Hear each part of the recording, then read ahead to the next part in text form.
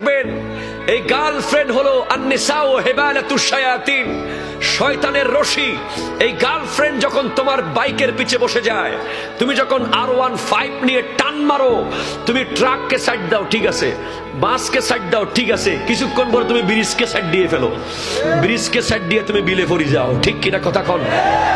জিজ্ঞেস করলাম তুমি বিলে কেন পড়ে গেলা? বলে হুজুর প্রথমে বাস আসছে সাইড দিছি, সিএনজি আসছে সাইড দিছি, রিক্সা আসছে সাইড দিছি, এরপর হঠাৎ একটা ব্রিজ আসছে, ব্রিজের সাইড দিতে যাই নদীতে পড়ে গেছি।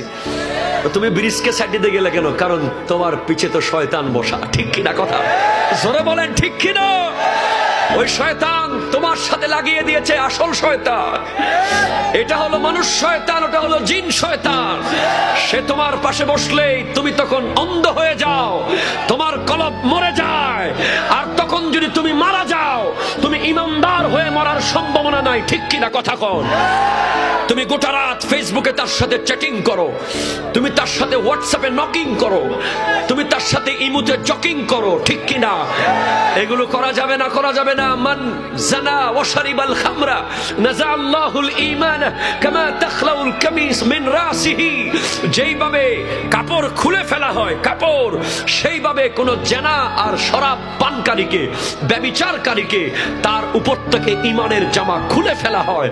সে যদি সেই মুহূর্তে মারা যায়, সে বেঈমান হয়ে মারা যাবে, ঠিক কিনা?